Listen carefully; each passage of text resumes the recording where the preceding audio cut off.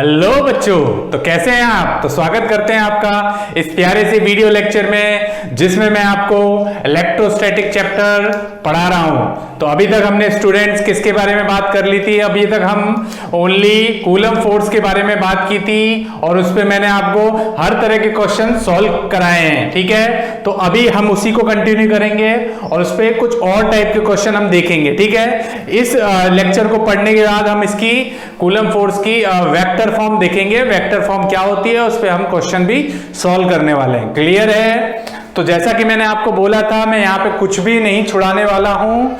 A to Z जितना भी है, चाहे वो जेई मेंस हो, जेई एडवांस हो, नीट हो, सब मैं कवर करा के चलूंगा। ठीक है, अप टू जेई एडवांस में सारी चीजें आपको कवर करा दूंगा। बाकी मैं आपको जो नीट वाले बच्चे हैं उनको बता दूंगा कि उनको कौन कौन से टॉपिक नहीं पढ़ने, क्या क्या चीज क्वेश्चन सॉल्व नहीं करने।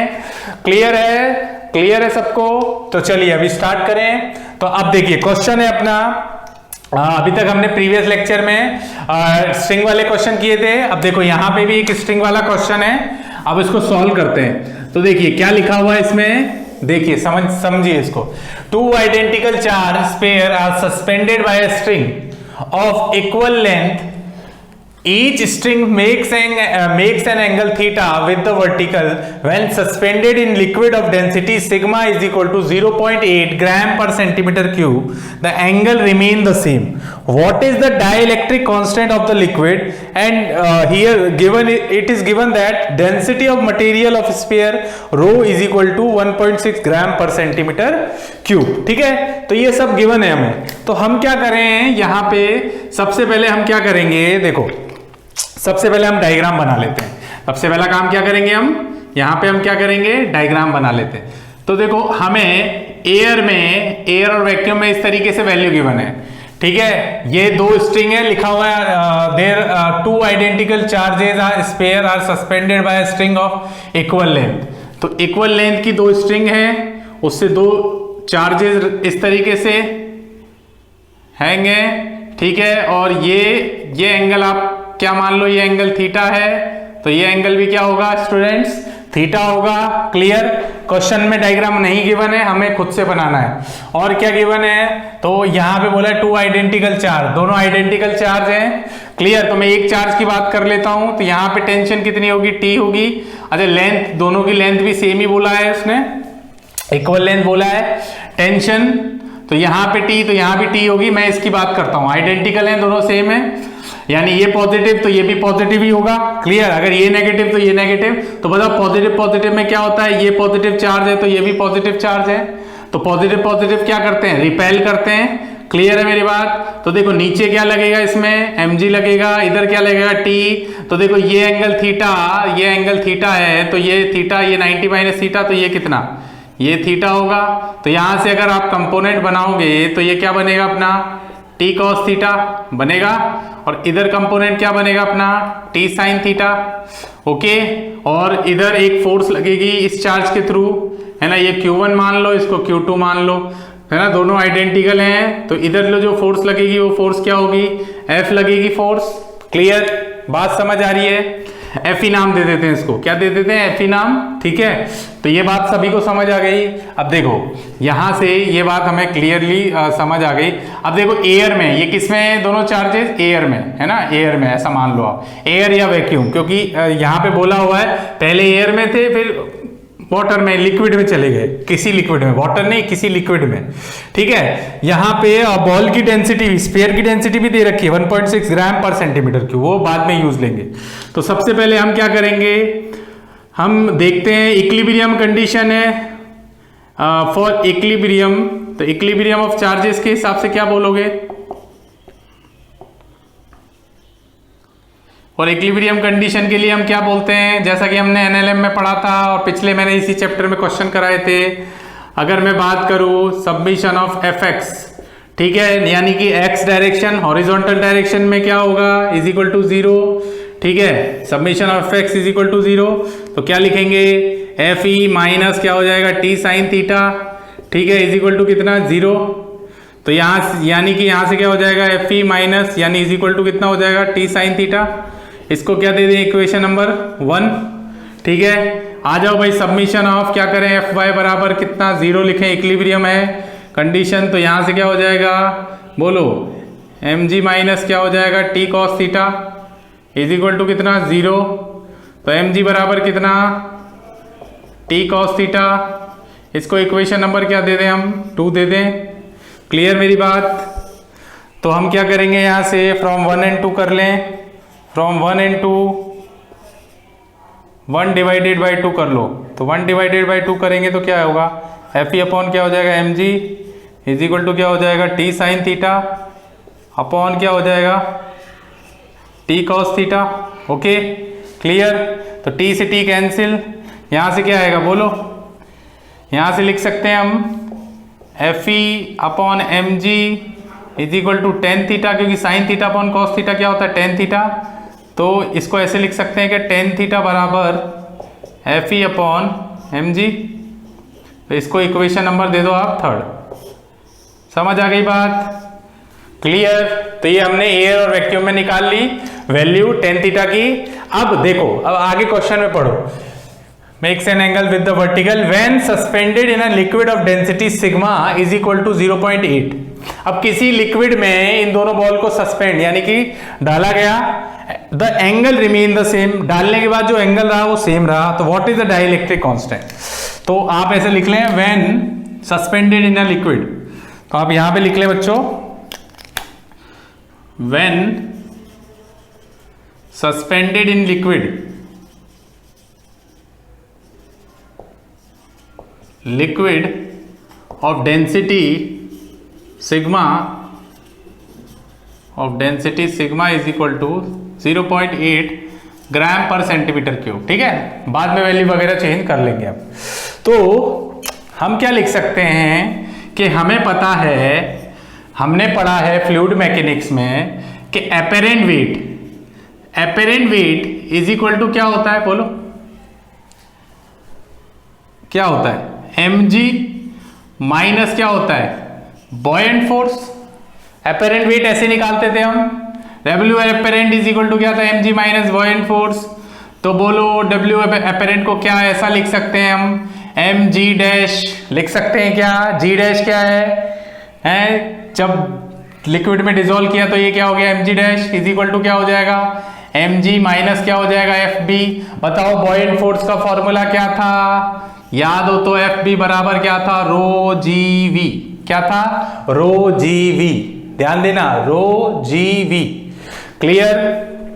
तो रो कौन सा रो है ये सर लिक्विड का रो है। किसका रो है? लिक्विड का। जी तो आपको वही रखना है। वॉल्यूम किसका है? ये बॉडी का। तो यहां पे किसका वॉल्यूम होगा? ये स्फीयर का वॉल्यूम होगा। तो FB बराबर, देखे इसको रफ में लिखना, मैं इधर लिख रहा हूं, तो रो एल तो क्या है सिग्मा, क्योंकि देखो यहां पे गिवन है when suspended in liquid of density sigma, sigma है तो रो की जगह क्या आ जाएगा सिग्मा इंटू जी वॉल्यूम। अब वॉल्यूम क्या लिखेंगे?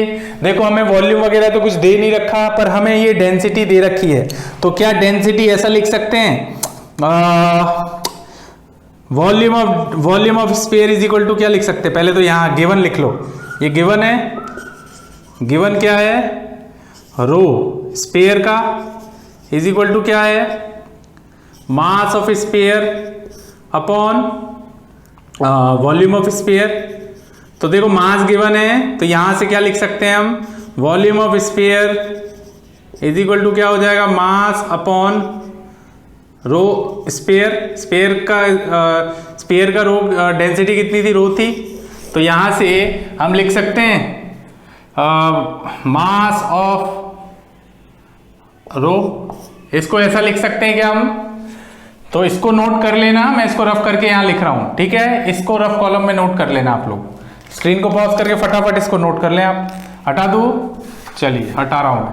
तो यहां से क्या लिख सकते हैं हम mg डैश बराबर कितना होगा mg माइनस का क्या हो जाएगा रो जी वी। यहां पे लिख देता हूं मैं रो कौन सा रो था sigma g volume of sphere ऐसे लिख लेना, ठीक है। तो सिग्मा रहेगा सिग्मा जी इंटू ये हो जाएगा क्या मास अपॉन रो, ठीक है।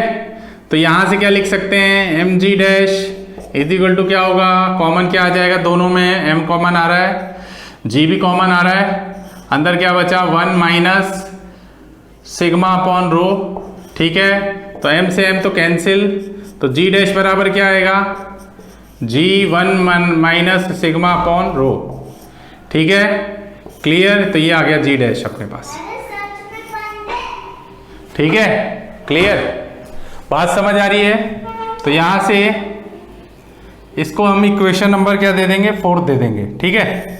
तो ये हमने इसको इक्वेशन नंबर क्या दे दिया बच्चों 4 दे दिया। अभी क्या करना है हमें, ये जी डैश हमने रख दिया। अब क्या करेंगे, जैसा कि देखो हमें क्वेश्चन में गिवन है, क्वेश्चन में क्या गिवन है, the angle remain the same, यानी जब लिक्विड में डाला तो एंगल क्या रहा, सेम रहा। तो सेम रहने का मतलब क्या लिख सकते हैं, क्या हम ऐसा लिख सकते हैं, देखो फॉर इक्विलिब्रियम ऐसा लिखें आप, फॉर इक्विलिब्रियम, इक्विलिब्रियम लिक्विड में, इन लिक्विड क्या लिख सकते हैं बताइए। यहां पे जैसे हमने यहां पे एयर के लिए क्या निकाला था tan थीटा, वैसे हम कैलकुलेट करके यहां भी निकाल सकते हैं। अब एक बात ध्यान दें, है ना, एक बात यहां ध्यान दें कि क्वेश्चन में ये दे रखा है when suspended in a liquid of density ये द एंगल। अब यहां पे ना डाइलेक्ट्रिक कांस्टेंट निकालना है, तो जब लिक्विड में डाला तो उसकी जो फोर्स होगी वो फोर्स क्या होगी, पहले तो फोर्स निकाल लेते हैं, वो फोर्स क्या होगी पहले तो बच्चों, क्या फोर्स को ऐसे लिख सकते हैं एफ डैश बराबर, याद करो मैंने आपको कूलम फोर्स में केसेस बताए थे, F dash upon is equal to F E upon क्या था, के था, यही फॉर्मूला मैंने आपको बताया था। तो ये तो आपको ध्यान रखना है, ठीक है। दूसरी बात हम बात करें फॉर इक्विलिब्रियम, इक्विलिब्रियम की बात करें इन लिक्विड, तो लिक्विड में भी इक्विलिब्रियम क्या होगा, इन लिक्विड, लिक्विड में क्या होगा बोलो, क्या लिख सकते हैं लिक्विड के लिए भी tan थीटा डैश लिख सकते हैं क्या, इज इक्वल टू क्या होगा बोलो, देखो यहां पे क्या आया था tan थीटा बराबर एफ ई, तो ये क्या हो जाएगा एफ डैश अपॉन क्या हो जाएगा एम जी डैश, क्या हो जाएगा F dash upon M g dash, clear है। तो इसको आप नोट कर लें, मैं इस क्वेश्चन को रफ करता हूं। चलिए तो आगे बात करते हैं बच्चों। तो ये है अपने पास tan थीटा बराबर कितना आया। तो देखो अब हमें क्या करना है, देखो हमें पता है कि क्वेश्चन में गिवन था कि जब एयर में था और वैक्यूम में था तब एंगल थीटा था, और जब उसको लिक्विड में डाला तो भी एंगल थीटा था, मतलब सेम एंगल था। तो क्या थीटा डैश बराबर थीटा लिख सकते हैं हम, यानी कि क्या मैं ऐसा लिख सकता हूं, क्वेश्चन में ही गिवन है tan थीटा बराबर कितना tan थीटा डैश, ये गिवन है, तो आप ये लिख लेना it is given in question, it is given in question, ठीक है, ये बात तो आपको गिवन है। तो बस कुछ मत करें, यहां से क्या करें tan थीटा की वैल्यू, tan थीटा डैश को क्या लिख सकते हैं tan थीटा लिख सकते हैं, तो यहां से क्या हो जाएगा एफ डैश अपॉन क्या हो जाएगा एम जी डैश।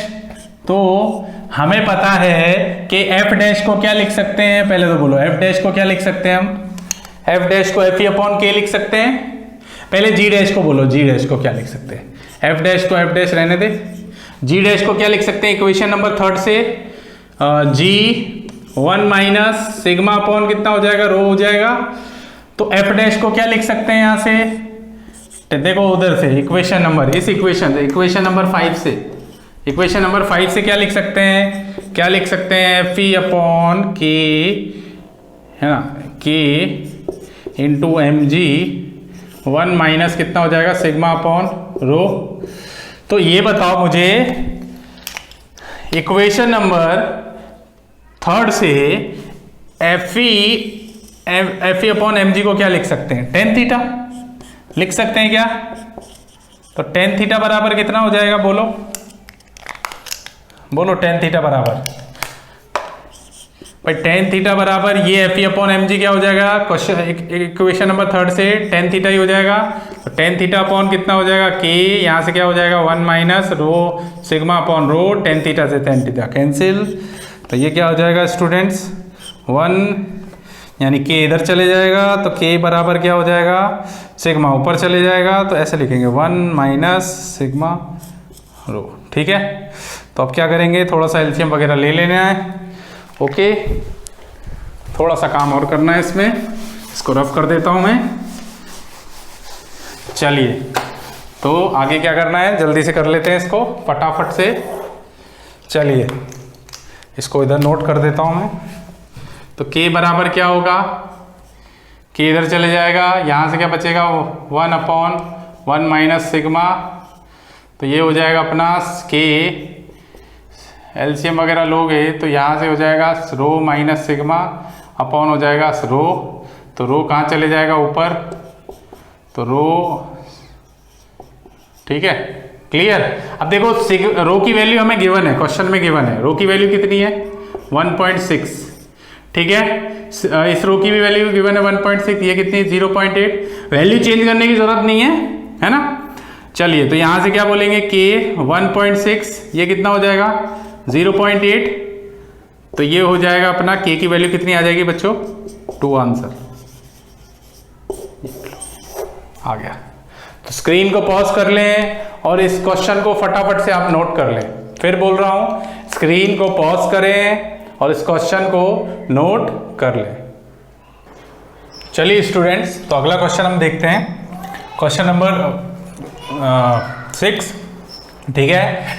तो देखिए क्वेश्चन में क्या है पहले पढ़ लेते हैं हम। A particle A having a charge of 2 × 10⁻⁻6 coulomb and mass of 100 gram is placed at the bottom of a smooth inclined plane of inclination 30 degree. Where should another particle B having same mass and same charge be placed on inclined so that it remain in equilibrium. यानी question में ये बोला गया है कि यही तो given है, इस पॉइंट पर एक चार्ज रखा हुआ है जिसका नाम क्या है ए बोला है, उसका मास कितना गिवन है 100 ग्राम, चार्ज कितना है 2 × 10⁻⁻6। तो हम दूसरा यानी बी नंबर का चार्ज कहाँ रखें, मान लो बी नंबर का चार्ज मैंने यहाँ रखा। अब यहाँ पे ये भी गिवन है कि जो बी नंबर का चार्ज है उसका सेम तो चार्ज है, इतना ही चार्ज है और इतना ही मास है आपको गिवन, ठीक है। तो चलिए इसको सॉल्व करते हैं। तो ये बिल्कुल प्योर मैकेनिक्स है, देखो सिंपल सा, ऐसे एनएलएम में आपने काफ़ी क्वेश्चन किए होंगे। तो देखिए अगर मैं यहाँ पे बात करूँ सिंपल डायग्राम बना लेते हैं पहले। तो आपको दिख रहा है ये डायग्राम है, ये एंगल कितना है 30 डिग्री, क्लियर। ये आपको यहाँ पे ए था, मान लो यहाँ पे बी मान लेते हैं हम, बी मान लें, कितने डिस्टेंस पे मान लें, ठीक है। तो यही पूछा है आपसे कितने डिस्टेंस पे इसको प्लेस करें जिससे इक्विलिब्रियम में रहे। तो देखो सबसे पहला काम क्या करें हम, इस बी का क्या बना लें, एफबीडी बना लें। तो चलिए बी का एफबीडी बना लेते हैं, एफबीडी ऑफ बी। तो देखो नीचे क्या लगेगा mg, इधर क्या लगेगा नॉर्मल, इधर नॉर्मल लगेगा, इधर क्या लगेगा mg cos 30 और इधर क्या लगेगा, ये सब चीज़ें आपको पता होनी चाहिए, mg sin 30, इसीलिए जल्दी जल्दी बता रहा हूँ। तो ये mg sin 30 होगा और इधर कौन सा, देखो ये सेम चार्जेस बोला है, same charge and same mass, ठीक है। तो ये पॉजिटिव, ये पॉजिटिव, अगर ये पॉजिटिव है, लिखा भी हुआ है 2 × 10⁻⁻6, तो अगर ये पॉजिटिव होगा ये पॉजिटिव होगा तो दोनों में क्या होगा रिपल्जन। तो ये वाला चार्ज इस पे फोर्स किधर लगाएगा, ऊपर की तरफ, Fe force, equal and opposite. तो यहां से हम क्या बोल सकते हैं, submission of F net force बराबर क्या रखूंगा 0। तो हमें ये वाली फोर्स तो कुछ काम की है नहीं, सरफेस आपको पता ही है स्मूथ है, ठीक है। तो F नेट बराबर क्या रखोगे, किसी में से किसी को भी माइनस कर दें, mg sin 30 माइनस कितना Fe बराबर कितना 0। m गिवन है तो इसको ऐसे लिख सकते हैं mg sin 30, sin 30 कितना होता है 1/2, Fe को उधर ले जाओ तो mg कितना है, मास कितना गिवन है बच्चों 100 ग्राम। तो ग्राम को कर ले kg में तो 0.1, g की वैल्यू कितनी ले लो 9.8, ठीक है। g की वैल्यू कितनी ले लो 10 ले लो, चलो 10, 1/2, Fe कितना है, Fe को क्या लिख सकते हैं k q1 q2 अपॉन कितना r स्क्वायर। यहाँ से पॉइंट हटाओगे तो ये 10 से 10 तो क्या हो जाएगा कट हो जाएगा, यहाँ से क्या बचेगा, यहाँ से बचेगा देखो क्या बचेगा 1/2, तो 1/2 कर लो भैया। k की वैल्यू कितनी होती है 9 × 10⁹, q1 कितना है भाई, q1 q2 तो सेम ही है ना, तो ये हो जाएगा 2 × 10⁻⁻⁷ 6, ये भी हो जाएगा 2 × 10 की पावर -6 और अपॉन डिस्टेंस कितना हो जाएगा r का मतलब दोनों के बीच का डिस्टेंस, दोनों चार्ज के बीच का डिस्टेंस l माना है हमने। तो देखो यहाँ से क्या लिख सकते हैं, l² को इधर ले जाओ तो ये हो जाएगा 9 × 10 की पावर 9, अब इंटू हो जाएगा अपना 2 × 2 = 4 और ये हो जाएगा 8 × 10 की पावर -12। सिंपल सा देख लो, 2 × 2 = 4 और ये 2 जाएगा तो 8, 9 8 से कितना होता है 72। हाँ 72 ही होता है। ये होता है कितना 10 की पावर -3। तो ये स्टूडेंट क्या हो जाएगा अपना, तो आप √ लगा देना, यहाँ से क्या हो जाएगा 72/1000, बाकी आप कैलकुलेट कर लेना इसको, ठीक है। तो आप कैलकुलेट कर लेना 72, तो पॉइंट हटाओ तो ये पॉइंट लग जाएगा, यहाँ से कितना 100, तो L बराबर ये हो जाएगा √7.2/10, है ना। आंसर किस में आएगा, मीटर में। कैलकुलेट आप ये कर लेना, √7.2 की वैल्यू निकाल लेना, ठीक है। देखो एक 0 में ऊपर ले गया ना तो 7.2 हो गया, 7.2 √7.2 की वैल्यू निकाल लेना, 100 का स्क्वायर रूट तो 10 होता ही है। तो ये अपना आंसर आ गया। Okay clear.